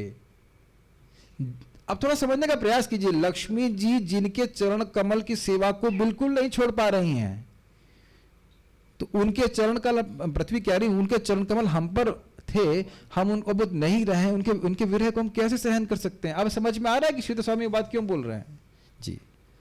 तस्य, उन श्री भगवान के अब्ज कमल पुष्प, ये सब चिन्ह है भगवान के चरणों में। कुलिश मतलब वज्र, अंकुश थोड़ा सा ठीक से आया नहीं, अंकुश लिखा हुआ है, हाथी हाँकने के अंकुश। आप जानते हो एक छोटा सा नुकीला होता है, दंड तक का होता है, कोई कहता है माथे पे, कहता है कान में, जो भी रहता वो दबाता है तो उससे वो हाथी कंट्रोल में रहता है। केतु, झंडे आदि के केतही, चिन्हों से चिन्हित, श्रीमत पदई, श्री चरणों से। देखिए श्रीमत पदय मतलब होता है, पदय मतलब चरण, और श्रीमत मतलब सुंदर, अत्यंत सुंदर चरणों से समलंकृतांगी, अलंकृत मतलब अलंकृत, डेकोरेटेड, समलंकृत मतलब सम्यक रूप से अलंकृत, और अंगी मतलब अंग वाली, अंग वाली मतलब पृथ्वी देवी। भगवान के चरण चिन्हों से अलंकृत अंगों वाली विभूषित होने के कारण, पृथ्वी अपनी बात कर रहे हैं, मैं अहम, मैं भगवतः विभूतिम उपलब्ध, भगवान की विशेष शक्ति को प्राप्त करके। Does that make sense? भगवान ने अपने चरण चिन्हों को पृथ्वी पर रखा तो उनके अंग उससे अलंकृत हुए कि नहीं? अभी नहीं समझ में आ रहा, आप लोगों के माथे किसी चीज से अलंकृत है कि नहीं? अभी तिलक कौन सा? त्रिपुंड ऊर्ध्वपुंड है कि नहीं? इतना तो याद रहेगा, ठीक है। और गले किसी चीज से अलंकृत है कि नहीं? कंठी से है कि नहीं?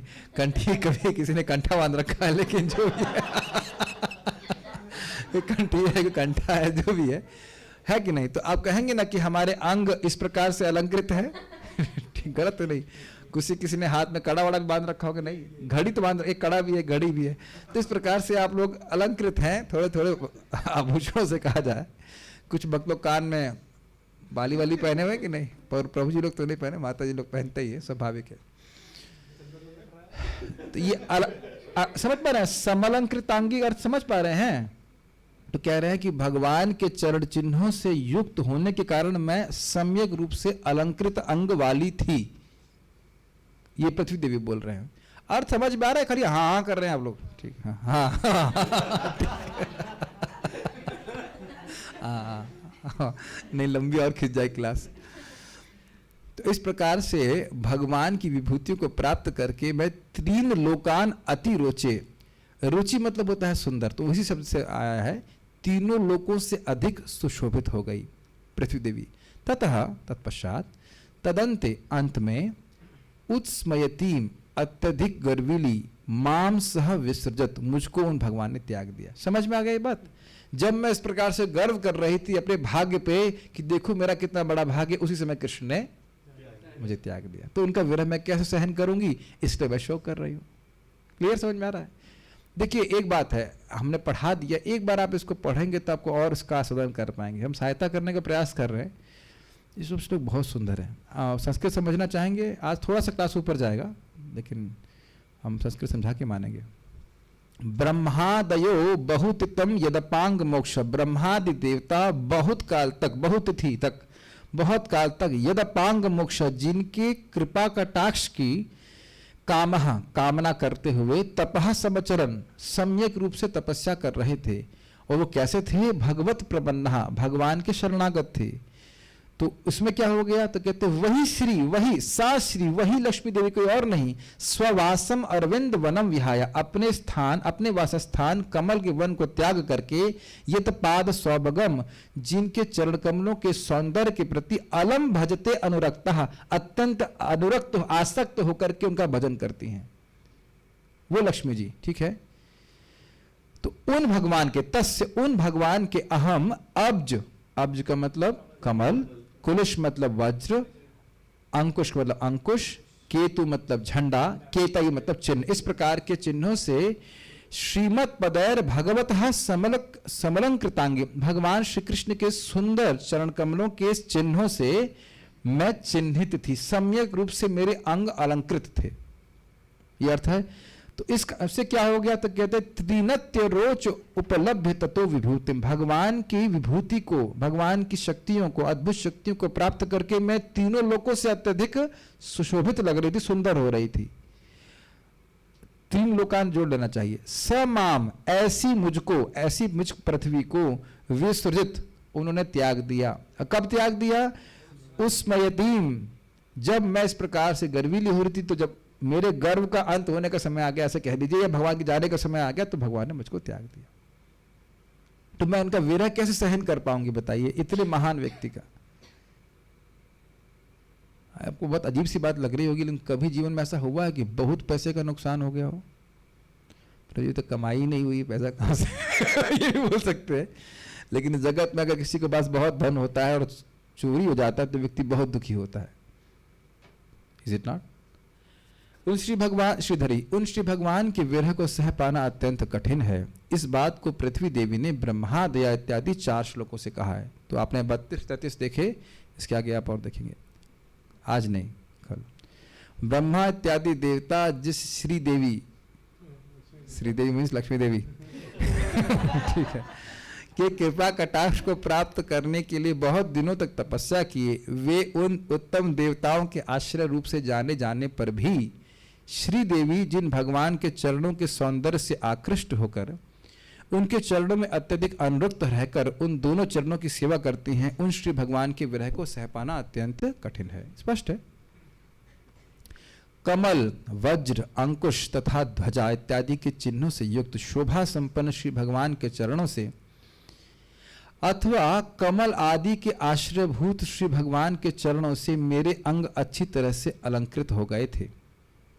ठीक है, कमल आदि के आश्रयभूत मतलब भगवान श्री कृष्ण के चरणों की उपमा कमल से दी जाती है, या फिर उनके चरणों में बहुत सारे चिन्ह थे, तो उनसे मैं चिन्हित थी।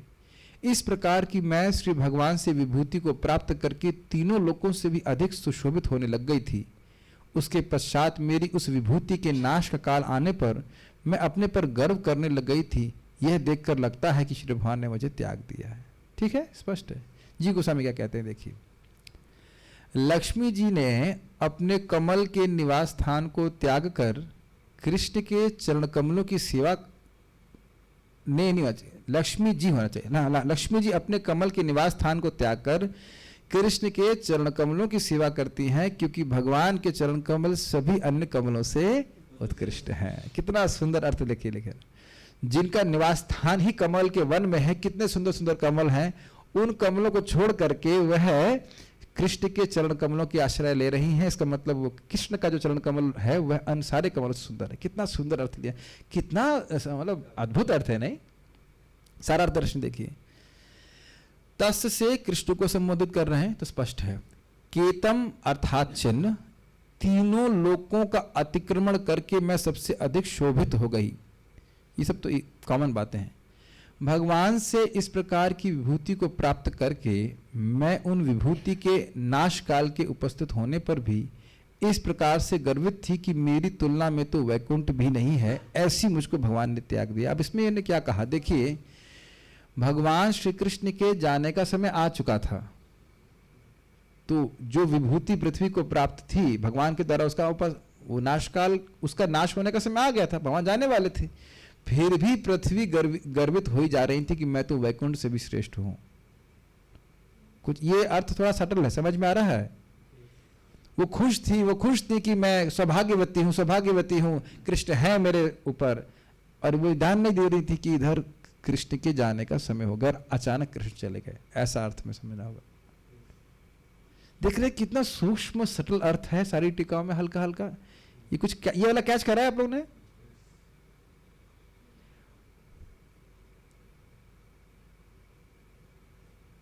ऐसे तो हम उदाहरण ऐसा नहीं देना चाह रहे हैं, अजीब सा उदाहरण लगेगा, लेकिन मान लो किसी स्त्री की शादी हुई है और ऐसा सुना गया है ऐसा कि आर्मी के व्यक्ति से शादी हुई है, ठीक है, फॉर किसी जवान से शादी हुई है। ये बहुत केवल एक बात को, एक पक्ष को समझाने के लिए बोल रहा हूँ। तो बड़ी खुश है, हमारे पति बहुत अच्छे हैं, ये है, जो भी है, सब कुछ बहुत अच्छा है। इतने में न्यूज़ आ गई कि पति की मृत्यु हो गई युद्ध स्थल पे। क्या ऐसा नहीं हुआ है? ऐसा बहुत बार हुआ है, इज इट नॉट? तो जब तक वह खुश हो रही थी कि हमारे पति बहुत अच्छे हैं, ये है, तब तक देखिए न्यूज़ आ गई कि पति ने शरीर छोड़ दिया। और तो भगवान शरीर नहीं छोड़े हैं, केवल बात समझाने के लिए बोल रहा हूँ कि पृथ्वी मतलब हर्षित हो जा रही है कि हमारे पर कृष्ण है, कृष्ण है, कृष्ण है।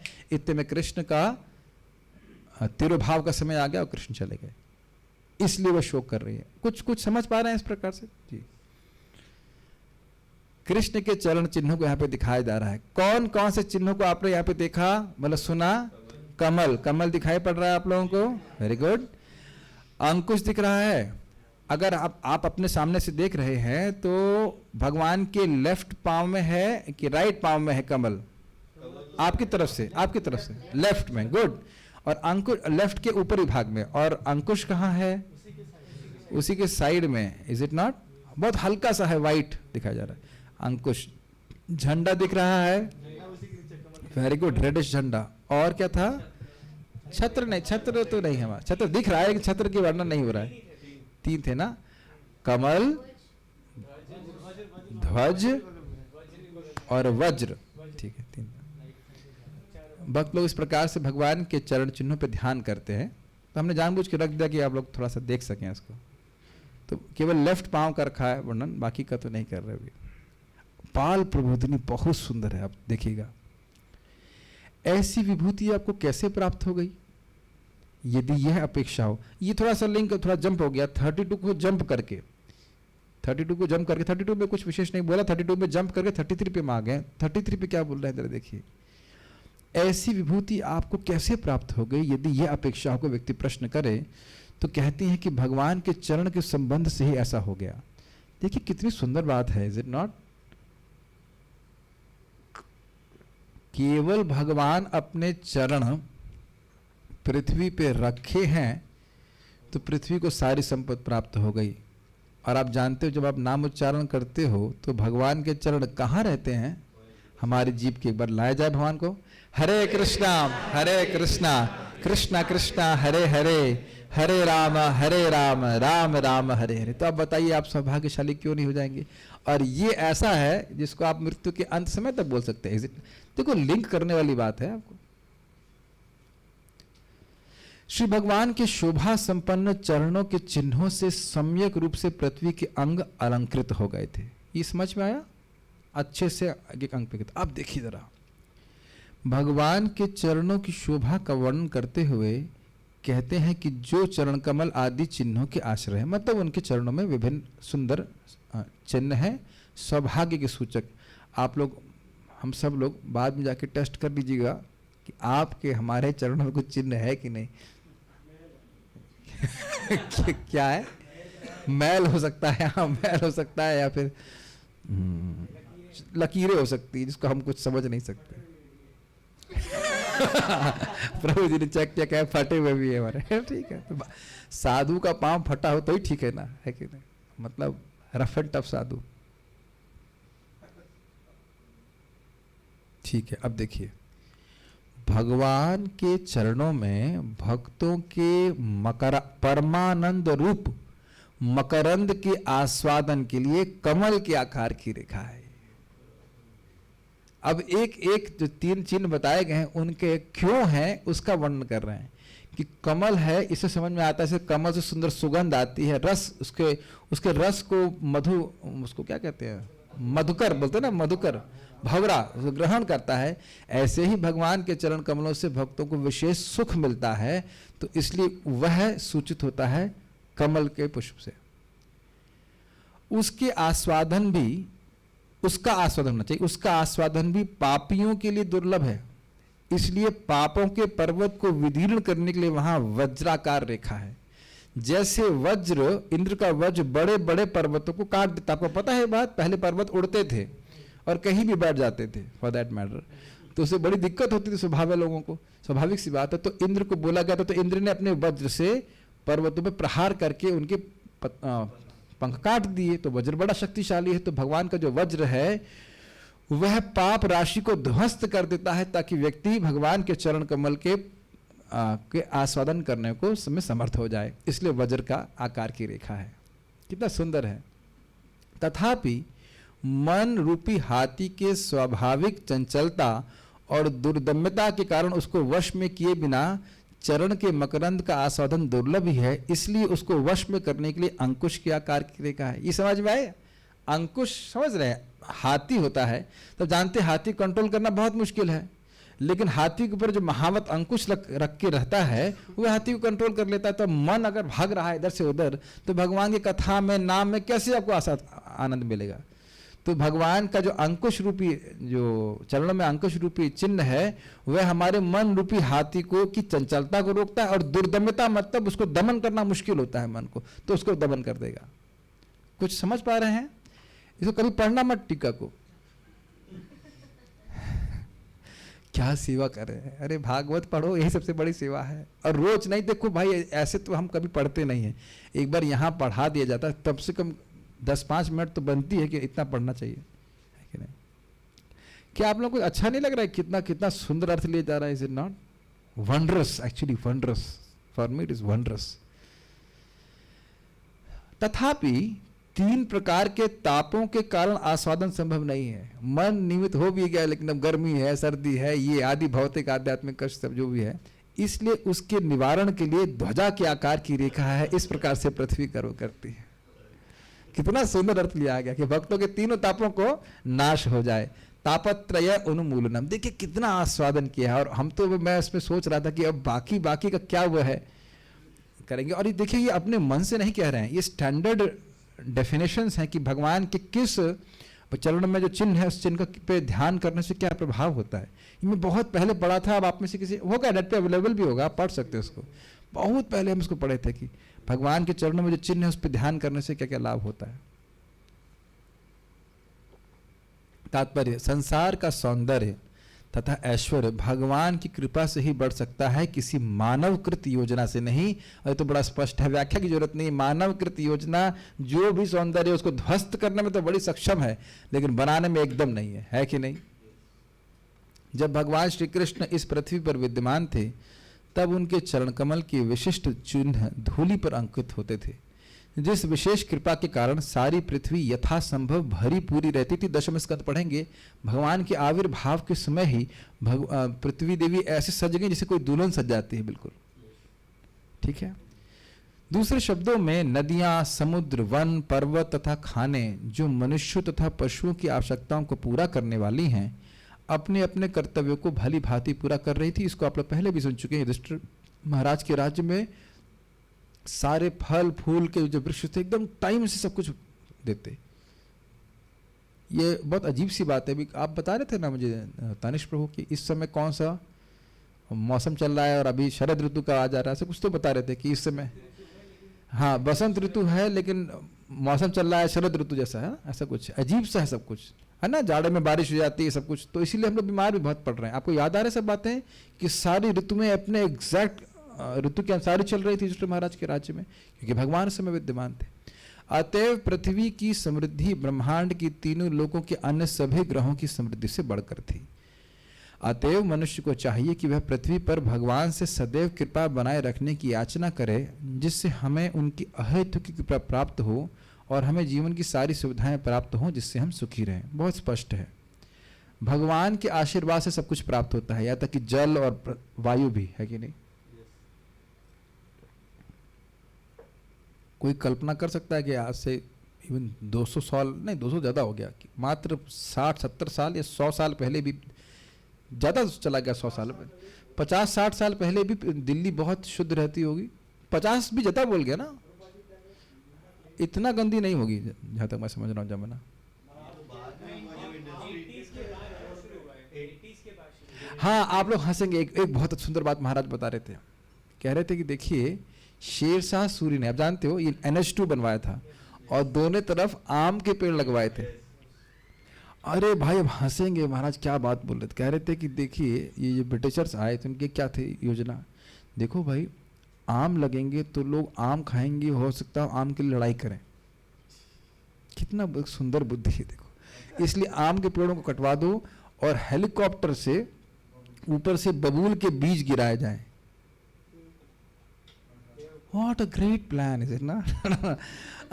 Amazing plan. I mean, कितने सारे आम के पेड़ होंगे। अब एको आम का पेड़ दिखाई पड़ा आपको, पूरा घुमाइए आप NH2 में, एक आम का पेड़। कभी कभी तो विश्वास भी नहीं था कि उगाए थे कि नहीं उगाए थे। यानी जो NH2 की बात कर रहे हैं, NH2 भी साफ कर दिया कि ना, चलो मान लो साफ कर दिया, दोबारा नहीं उगा सकते, सब जगह बंधन है क्या, तो लोगों को छाया मिले, सब गायब, सब खत्म है कि नहीं। ये सब बुद्धि है इंसान की। चलिए हम उधर क्या व्याख्या करें, लेकिन बात आ रही तो मुझे याद आ गया इस पे। कोई यह प्रश्न कर सकता है कि जब पृथ्वी पर अपना कार्य पूर्ण हो जाने पर भगवान पृथ्वी छोड़कर अपने धाम चले जाते हैं, तो फिर हम उन्हें किस तरह रोक सकते हैं। इसका उत्तर यह होगा, बहुत ध्यान से सुनिए, बहुत सुंदर बात बोल रहे हैं। इसका उत्तर यह होगा कि भगवान को रोकने की कोई आवश्यकता नहीं रहती। भगवान सर्वव्यापी होने के कारण हमारे बीच उपस्थित हो सकते हैं यदि हम उन्हें चाहते हैं। यदि हम श्रवण, कीर्तन, स्मरण इत्यादि द्वारा उनकी भक्ति में अनुरक्त रहें, तो वे सदैव हमारे साथ रह सकते हैं, क्योंकि वे सर्वव्यापी हैं। देखिए, मैं इस बात को कई बार कहा हूं और फिर से कह रहा हूं, जो लोग भी अपने घर से करना चाहें से कर सकते हैं। आप में से ब्राह्मण दीक्षा प्राप्त होने के बाद भी किसी को अधिकार नहीं मिलेगा मोस्ट प्रोबेबली कि आप कृष्ण बलराम की आरती कर सकें। यस और नो? यस। माता जी लोगों को तो ऑल्टर बजाने नहीं दिया जाता। और ठाकुर जी भगवान इंटरनेट के माध्यम से आपके पास जूम या जैसे भी हम लोग दिखाते हैं रोज आते हैं, तो क्या आप एक दीप भी अर्पित नहीं कर सकते हैं? करते ही हैं बहुत लोग, लेकिन एक नियम बना के करना चाहिए। कितना बड़ा सौभाग्य है। आप भूल गए हैं शायद, नारद जी के सामने भगवान दिख नहीं रहे थे, भगवान ने अपने को तिरोहित कर लिया था, याद आ रहा है? और केवल आवाज आ रही थी, जिस दिशा से आवाज आ रही थी उस दिशा में नारद जी प्रणाम कर रहे हैं। भूल गए सब बात? आगे आप सुनेंगे, देवता लोग भगवान के पास जाएंगे, भगवान को देख नहीं रहे हैं, लेकिन जिस दिशा से भगवान की आवाज आ रही उधर प्रणाम कर रहे हैं। मैं इससे पहले आगे जाऊं, परम पूज्य राधानाथ महाराज इतनी सुंदर बात बोले, faith is not something, is not what you feel, what motivates you to act।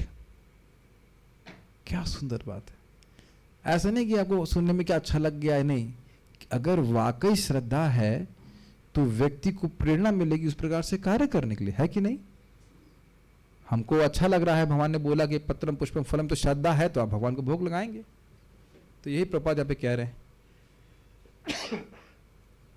कि श्रवण, कीर्तन, स्मरण इत्यादि के द्वारा अपनी उनकी भक्ति में अनुरक्त रहें तो हमारे साथ रह सकते हैं। जैसे अब यहाँ से भी कोई व्यक्ति घर जाएगा, मान लीजिए पैदल जा रहा है, गाड़ी पे तो अलग बात है, पैदल जा रहा है तो क्या वो जाप नहीं कर सकता है? मान लो माला से नहीं कर रहे थे, क्या गा नहीं सकते हैं? अपने जीवन में जो भी हमारा बाकी खाली समय बच रहा है 16 माला के अलावा, क्या हम अधिक भगवान का संपर्क प्राप्त नहीं कर सकते हैं? ये हमारे ऊपर चॉइस है, अप टू अस, है कि नहीं? सेवोन्मुखे ही जीवतौ स्वयं विस्फुरतः। बहुत अच्छी बात है। संसार की कोई ऐसी वस्तु नहीं जिससे भगवान जुड़े हुए ना हो। हमें चाहिए कि हमें जुड़ने के इस संबंध को, हम इस जुड़ने के संबंध को ढूंढ निकालें और अपराध रहित सेवा द्वारा उनसे जुड़ जाएं। हम उनके दिव्य शब्द उच्चारण द्वारा उनसे जुड़ सकते हैं। जैसे इसमें हम लोग जुड़े हुए हैं, भागवत सुन रहे हैं, भगवान का पवित्र नाम तथा स्वयं भगवान एक ही हैं और जो कोई निरपराध भाव से भगवान के पवित्र नाम का कीर्तन करता है उसे तुरंत अनुभूति होती है कि भगवान उसके समक्ष उपस्थित हैं। अब ये बात हमको बार बार क्यों सुननी है? क्योंकि हम बार बार भूल रहे हैं इस बात को, या तो शायद विश्वास भी नहीं है कि इतना इजी है। Shake hands with me, is that easy? इसलिए मैंने भी शुभजीत प्रभु से हैंड शेक किया। Can it be that easy? क्या ये इतना आसान हो सकता है कि हरे कृष्णा कृष्णा कृष्णा हरे हरे, हरे राम राम राम हरे हरे? और शुभजीत प्रभु मान लो सो रहे हो और मैं रात में आऊँ, Shubhajit can you have hands with me? Prabhu ji मैं तो घर छोड़ के आया, मुझे इतना परेशान करोगे, यही बोलेंगे ना। रात में सोते सोते कम ऑन, रात में तो डिस्टर्ब नहीं करो, इज इट नॉट? बट अब रात में दिन में कभी भी नाम उच्चारण कर सकते हैं। अभी ऐसा हुआ, देखिए वासुदेव प्रभु स्नान कर चुके थे और मुझे स्नान करने जाना था, तो मैंने बोला अभी नाक में कुछ प्रॉब्लम हो रही है, तो मुझे स्पर्श करने जा रहे थे, लेकिन मुझे स्पर्श मत कीजिए, अभी मैं स्नान नहीं किया हूँ। But I could still chant Hare Krishna Krishna Krishna Hare Hare, Hare Ram Ram Ram Hare Hare. है ना इंटरेस्टिंग बात? है ना? हम जब पवित्र है, दूसरा व्यक्ति भक्त स्नान करके हमको नहीं छू सकता है ना, हरे कृष्ण मंत्र आप कभी भी छू सकते हैं। सोचने वाली बात है। यहां तक कि रेडियो ध्वनि के स्पंदन से हम ध्वनि की आंशिक अनुभूति प्राप्त कर सकते हैं और दिव्यता की ध्वनि को फिर से उच्चारित करके हम निश्चय ही भगवान की उपस्थिति का अनुभव कर सकते हैं। लेकिन हमने इसमें we have to put our hearts into that service. मैं आज इसमें बहुत सिंपल बात प्रभुपाद कहते हैं, इस बात प्रभुपाद जी कहते हैं इसको, कि केवल भगवान के बारे में सुनने के द्वारा हम उनकी सेवा कर सकते हैं। Can you pick it up? सुनना ये सेवा है, ये समझ में आ रहा है? कीर्तन करना ये सेवा है, ये समझ में आ रहा है? और अगर ऐसे नहीं समझ में आ रहा तो ऐसे समझने का प्रयास कीजिए कि सेवा का उद्देश्य क्या है? सुखी करना, सिंपल सी बात। तो जब आप भगवान के बारे में सुन रहे हैं तो भगवान उससे सुखी हो जाते हैं, खुश हो जाते हैं। भगवान का स्मरण करते हैं तो भगवान सुखी हो जाते हैं। मैं फिर वही बात बोलूंगा, शायद मैं कल भी बोल रहा था, कि जितना हम शुद्ध हो जाएंगे उतना हम ये अनुभव करेंगे कि हमारे जीवन में केवल एक ही कार्य है, प्रेम स्वीकार करना और प्रेम देना। भगवान से शुद्ध कोई है? क्लियर समझ में आ गया ये भगवान में गुण है कि नहीं? भगवान आपका प्रेम चाहते हैं। क्या प्रमाण है? मन मना, सिंपल, मन मना भव मद भक्तो मदयाज इमाम नमस्करो, यानी अपने प्रेम को तुम मुझे समर्पित करो। ये कृष्ण हमसे चाहते, सीधी सीधी बात है, कोई लेफ्ट राइट नहीं। और ऐसा करने से कृष्ण सुखी हो जाते। कितना इजी है ना? कोई बड़ा कार्य नहीं करना, केवल सुनने मात्र से सेवा हो जाती है। बोलने मात्र से, हरि नाम बोल रहे हैं, भागवत बोल रहे हैं, कुछ भी आप प्रार्थना बोल रहे हैं, भगवान से भगवान की सेवा हो जाती है। कोई बहुत बड़ा कार्य नहीं करना है। ये पॉइंट हमारे जीवन से लूज हो सकता है, फॉरगेट कि हम क्या करने के लिए आए कृष्ण भावना में। This is very interesting. और जब हम इस प्रकार से सेवोन्मुख होते हैं कि मैं कृष्ण को सुखी करूं इस सेवा के द्वारा, तो कृष्ण अपने आप को प्रकट कर देते हैं। इस युग में जबकि प्रत्येक वस्तु कली के कलमश से दूषित है, शास्त्रों का आदेश है तथा भगवान चैतन्य महाप्रभु ने भी यही उपदेश दिया है कि भगवान के पवित्र नाम के कीर्तन से हम तत्काल कलमश से रहित हो सकते हैं। अयम ही कृत निर्वेशो जन्म कोटि हंसामपि यद व्याजहार विवशः नाम स्वस्ते न भरे। श्लोक को तो याद रखना चाहिए सब लोगों को। अयम ही, निश्चित ही, इस अजामिल ने करोड़ों करोड़ों जन्मों के पापों का प्रायश्चित कर लिया। कब कर लिया भाई? यद व्याज हार विवशा, योजना बना के नहीं, विवशता में, अनजान में, अपने मजबूरी में। क्या बोला उसने? नाम स्वस्तयनम हरे, स्वस्ति के अयन, मंगलता के अयन, भगवान हरि का नाम उच्चारण किया। इसीलिए प्रभात कह रहे तत्काल रहित हो सकते हैं कलमश से, और क्रमशः दिव्य पद तक ऊपर उठकर भगवत धाम वापस जा सकते हैं, जो कि उद्देश्य है जीवन का। भगवान नाम का निरपराध रूप से कीर्तन करने वाला भक्त व्हाट एन अमेजिंग स्टेटमेंट। सुनिए, सब लोग हैं यहीं पे? ठीक है। भगवान नाम का निरपराध रूप से कीर्तन करने वाला भक्त साक्षात भगवान के समान शुभ होता है। What an amazing statement. और आप विचार कीजिए, कभी कभी आप लोग बोलोगे या सोचोगे कि अपराध युक्त तो जब करना कठिन है, लेकिन एक एक बात पे विचार करें तो आप देखेंगे कि अगर अपराध नहीं करेंगे तो जबरदस्ती अपराध नहीं होता है। जैसे पानी को उंगली को पानी में डुबो करके बिजली के सॉकेट में नहीं डालेंगे तो करंट नहीं लगेगा। काफी प्रयास करना पड़ेगा ऐसे करने के लिए ना। वैष्णवों की निंदा नहीं करेंगे तो निंदा नहीं होगी, है कि नहीं? करने से होगी कि नहीं करने से हो जाएगी? सिंपल सी बात है ना। थोड़ा सचेत होना पड़ेगा। दूसरा अपराध क्या है? भगवान के नाम को, ये तो खैर आप लोग नहीं करते हैं, भगवान के नाम को अन्य देवताओं से तुलना करना, ये तो चलो नहीं करते हैं, तो सिद्धांत सुनकर नहीं करते हैं। गुरु की अवज्ञा करना, गुरु को साधारण मनुष्य नहीं मानना, तो ये सब नहीं करना चाहिए सुन करके। तो सिंपल सी बात है, गुरु जी ने बोला सोना माला जप करने के लिए, कर लेना चाहिए, कठिनाई तो है नहीं इसमें। चौथा क्या है? वैदिक शास्त्रों की निंदा करना, तो सुनिए श्रीमद् भागवतम, सहज श्रद्धा हो जाएगी। पांचवा क्या है? इसे सामान्य नहीं, इसकी महिमा को बहुत अधिक सोचना। अरे महिमा पूरा वर्णन नहीं कर सकता है का, तो उसको वर्णन क्या करते हैं, अधिक क्या बोलेंगे? तो ये भी हो गया। और उसके बाद छठा अपराध क्या है? इसको काल्पनिक समझना, अर्थवाद का आरोप करना, बहुत अधिक बोला गया। सातवां है नाम के बल पर पाप करना। मान लो पाप नहीं भी रुक रहा है पुराने आदतवश, तो भगवान से नाम से प्रार्थना करना चाहिए कि भगवान हमारे हृदय से वासना ही निकाल दीजिए। आप समझ रहे हैं, आप नाम को पाप काटने के लिए नहीं उपयोग कर रहे हैं। आप भगवान से कि भगवान हमारे हृदय से गंदगी वासना ही निकाल दीजिए, तो हमारे से गलती होगी नहीं। That's a different attitude, is it not? हमें प्रयास करते रहूं तो वह भी भगवान माफ करते हैं। आठवां अपराध क्या है? सब काम कर्मों की तरह सोच रहा, तो वो तो पहले रूल आउट हो गया भाई, वो आप सुन ही चुके हैं इसको। और क्या है? नवा अपराध है अश्रद्धालुओं को नाम के उपदेश देना, तो वो तो हम देते ही नहीं। आप लोग देते हैं क्या? नहीं देते जितना। और बहुत ही आसक्ति बना रहे ना, तो बाकी सारी जितनी कुछ भी अपराध है वो बार बार उच्चारण करने से नष्ट हो जाता है। तो यहाँ बोल रहे हैं कि निरपराधिक रूप से जाप करता है तो साक्षात भगवान के समान शुभ होता है। दिस इज अमेजिंग इफेक्ट, नहीं?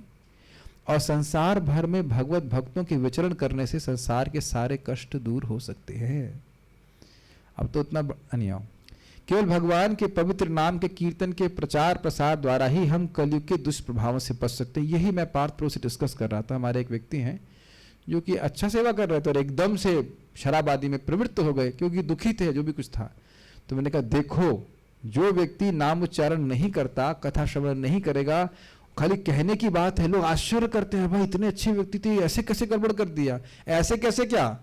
कलयुग का प्रभाव है, हर जगह है। जो व्यक्ति नहीं भगवान का नाम उच्चारण करेगा वह तो कली से प्रभावित होना ही है। इसमें कोई आश्चर्य मत कीजिए कि वो क्या गलत कार्य कर बैठेगा। तो बहुत अच्छी अच्छी बात हमने यहाँ पे सीखी है। तो आप समझ ही रहे हैं कि इस प्रकार के महान भगवान हैं और ऐसे भगवान के विरह को पृथ्वी कैसे सहन कर सकते हैं। आगे के अन्य दो श्लोकों को हम आगे देखेंगे। कोई प्रश्न यहाँ पे है? ओके,